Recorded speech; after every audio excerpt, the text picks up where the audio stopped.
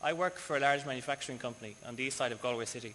Part of my job is to look after orders and to manage placement of orders for our customers. Orders have dropped recently.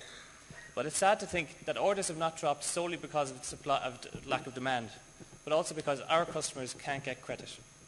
In other words, good businesses providing employment across Ireland, paying VAT, paying taxes, are being eroded and undermined by our own banking system.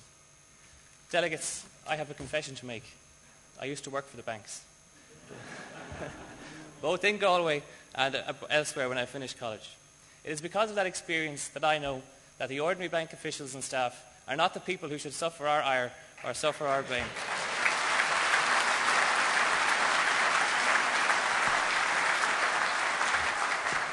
They are just employees doing their day's work and are affected just as much as you and me. But it is undeniable that at executive level, an irrational and reckless instinct to meet profit demands, lending ratios and capital utility rates led us to directly where we are today, where families and businesses find it so difficult to get a loan. People comment on how the banks lost risk awareness and objectivity when it comes to money lent and lost to developers. This is a point that has not been sufficiently explored. At the top of the banks and those who dealt directly with this market, these people were the same. The bankers were themselves were also the developers, lending to themselves and lending between themselves borrowing recklessly and fueling confidence in a false and unsustainable market.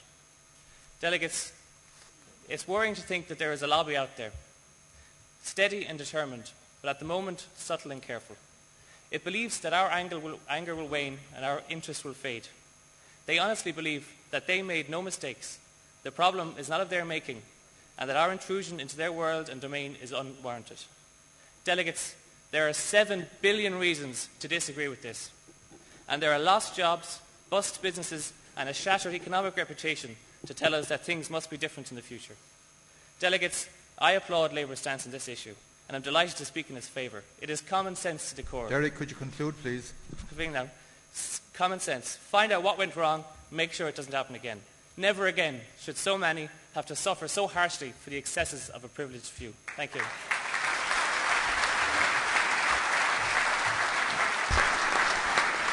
Thank you, Derek.